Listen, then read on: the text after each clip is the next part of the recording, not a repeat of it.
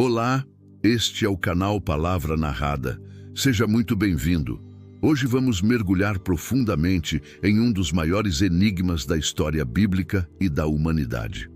Estamos falando da Arca da Aliança, um artefato sagrado que simbolizava a presença de Deus entre o povo de Israel, uma relíquia envolta em mistério, poder divino e teorias fascinantes sobre seu desaparecimento.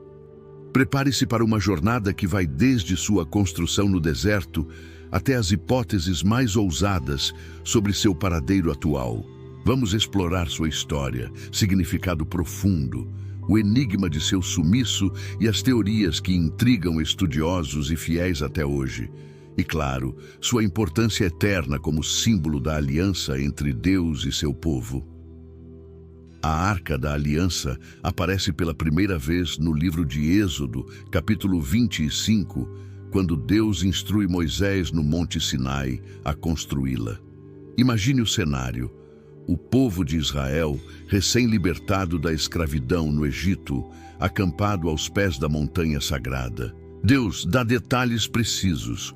A arca deveria ser feita de madeira de acácia, revestida de ouro puro por dentro e por fora, medindo aproximadamente 1,15 m de comprimento, 70 centímetros de largura e 70 centímetros de altura. No topo, o propiciatório, uma tampa de ouro maciço com 2 querubins de asas estendidas, simbolizando a presença divina. Dentro dela seriam guardados os itens mais sagrados, as tábuas da lei com os 10 mandamentos, um vaso com o maná do deserto e a vara de Arão, que floresceu milagrosamente, conforme o livro de Hebreus, capítulo 9, versículo 4. Essa não era apenas uma caixa. Era o trono terrestre de Deus, onde ele se manifestava em glória, como descrito no livro de Êxodo, capítulo 25, versículo 22. Ali virei a ti e falarei contigo de cima do propiciatório. O significado da arca transcende o material. Ela representava a aliança eterna de Deus com Israel, um pacto de fidelidade e proteção. No tabernáculo e mais tarde no templo de Salomão, a arca era o coração do culto. No dia da expiação, descrito no livro de Levítico, capítulo 16, o sumo sacerdote entrava no Santo dos Santos, onde a arca ficava, para aspergir sangue e buscar perdão pelos pecados do povo. Histórias bíblicas mostram seu poder. No livro de Josué, capítulo 3, durante a travessia do Rio Jordão, as águas se dividiram quando os sacerdotes tocaram a água com os pés, carregando a arca. Em Jericó, conforme o livro de Josué, capítulo 6, ela liderou a procissão ao redor das muralhas, que caíram após 7 dias de trombetas e gritos. Mas esse poder vinha com advertências. No segundo livro de Samuel, capítulo 6, Uza morreu ao tocar a arca indevidamente, e no primeiro livro de Samuel, capítulo 5, os filisteus que a capturaram sofreram pragas até devolvê-la em uma carroça com ofertas de culpa. Agora, o grande mistério, o desaparecimento da arca. A última menção bíblica confiável está no segundo livro de Crônicas, capítulo 35, versículo 3, no reinado de Josias, por volta de 620 anos antes de Cristo, quando ele reforma o templo e ordena que a arca seja colocada no lugar certo. Depois, com a invasão babilônica em 586 anos antes de Cristo, liderada por Nabucodonosor, o Templo de Salomão é destruído, conforme o segundo livro de Reis, capítulo 25. Curiosamente, os registros não mencionam a arca entre os itens saqueados. O profeta Jeremias, no livro de Jeremias, capítulo 3, versículo 16, profetiza que na nova aliança a arca não seria mais necessária, sugerindo um novo tempo espiritual. Mas onde ela foi parar? As teorias são numerosas e fascinantes. Uma teoria popular sugere que sacerdotes a esconderam em cavernas sob o monte do templo para protegê-la dos invasores babilônios. O livro apócrifo de 2 Macabeus, capítulo 2, versículos de 4 a 8, diz que Jeremias a escondeu no Monte Nebo, onde Moisés morreu, até que Deus a revele no futuro. Outra narrativa, baseada no Quebra-Nagast, épico etíope, afirma que Menelik, filho do rei Salomão e da rainha de Sabá, levou a arca para a Etiópia. Lá, ela supostamente está guardada na igreja de Santa Maria de Sião, em Aksum, protegida por monges que nunca permitem acesso externo. Essa tradição é tão forte que a Etiópia celebra a arca em festivais como o Timkat, mas sem evidências arqueológicas concretas. Teorias modernas são igualmente intrigantes. Alguns arqueólogos sugerem que a arca foi derretida pelos babilônios por seu ouro, mas isso contradiz o segundo livro de Crônicas, capítulo 36, versículo 18, que lista itens do templo levados intactos.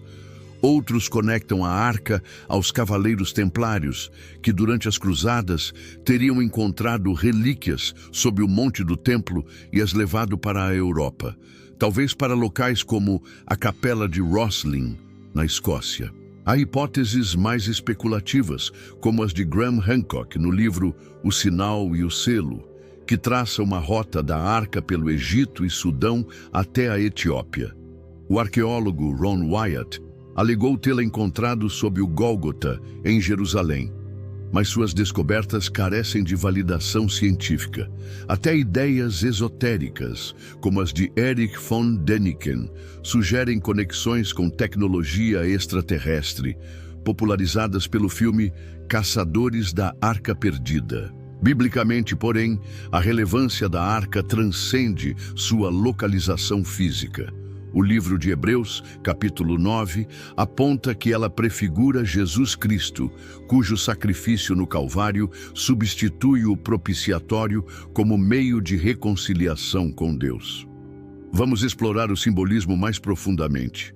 A arca, como morada da presença de Deus, reflete o Espírito Santo habitando nos crentes hoje, conforme o primeiro livro aos Coríntios, capítulo 3, versículo 16. Seu desaparecimento sugere que rituais externos foram substituídos por uma relação interna com Deus. No catolicismo, a arca é vista como tipo de Maria, a arca da nova aliança, que carregou o Verbo encarnado. Para protestantes, ela ensina sobre santidade, obediência e a inutilidade de ídolos. Culturalmente, a arca inspira arte, literatura e explorações, como expedições arqueológicas em Qumran ou Shiloh, embora escavações no Monte do Templo sejam proibidas por tensões religiosas. Detalhes históricos enriquecem a narrativa. No livro de Êxodo, capítulo 25, versículos de 10 a 22, Deus especifica: farão uma arca de madeira de acácia. De 2 côvados e meio será o seu comprimento, de 1 côvado e meio a sua largura, e de 1 côvado e meio a sua altura. 1 côvado equivale a cerca de 45 centímetros.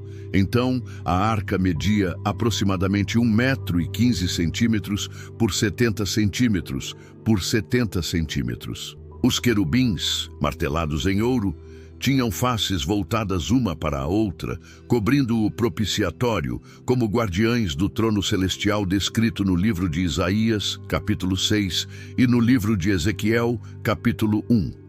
Varas de acácia revestidas de ouro, inseridas em argolas laterais, permitiam transporte pelos levitas com ordens estritas para não tocá-la diretamente, conforme o livro de Números, capítulo 4, versículo 15. No deserto, a arca guiava o povo.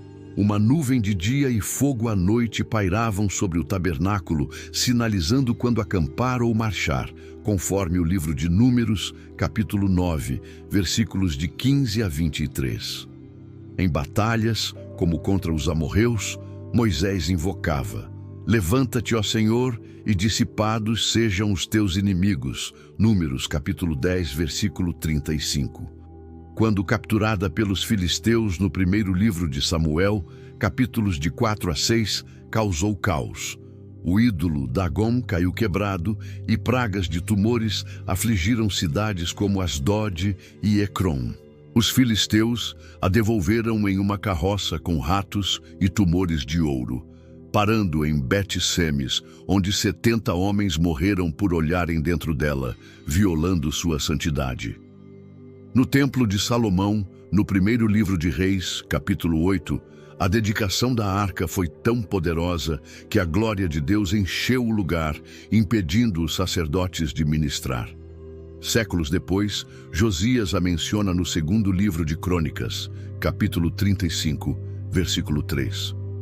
Após a destruição do templo, o segundo livro de Reis, capítulo 25, não cita a arca entre os espólios, sugerindo que já estava escondida. O Quebra-Nagast etíope narra que Menelik, com a ajuda divina, substituiu a arca por uma cópia, levando a original. Viajantes como James Bruce, no século XVIII, relataram rituais em Aksum, mas sem acesso à relíquia. Arqueologicamente, escavações em Shiloh e Qumran não encontraram pistas. O pergaminho de cobre de Qumran menciona tesouros escondidos, mas nada específico sobre a arca. Teóricos como Vendil Jones buscaram em cavernas, sem sucesso.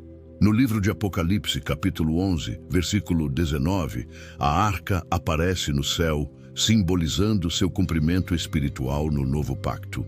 Lições práticas. A arca ensina sobre a santidade de Deus, a necessidade de obediência e a confiança em suas promessas, mesmo em mistérios. Antes de encerrar, quero reforçar algo muito importante. Se você se inspirou nesta narrativa, se sentiu tocado pelos mistérios da Arca da Aliança e quer continuar explorando as maravilhas da Bíblia, inscreva-se no canal Palavra Narrada. Deixe seu like, compartilhe com amigos e familiares e ative o sininho para não perder nenhuma novidade. Cada história aqui é uma oportunidade de crescimento espiritual e reflexão sobre a vida, a fé e o mistério divino. Que os enigmas da arca inspirem você a buscar a presença de Deus em sua vida. Que você perceba que alianças eternas vão além de objetos e que cada mistério nos leve mais perto da verdade espiritual. Muito obrigado por nos acompanhar. E até o próximo vídeo no canal Palavra Narrada. Lembre-se, a arca nos lembra que Deus está sempre presente, mesmo quando oculto, que a fé desvenda mistérios e que confiar em suas promessas é o maior tesouro.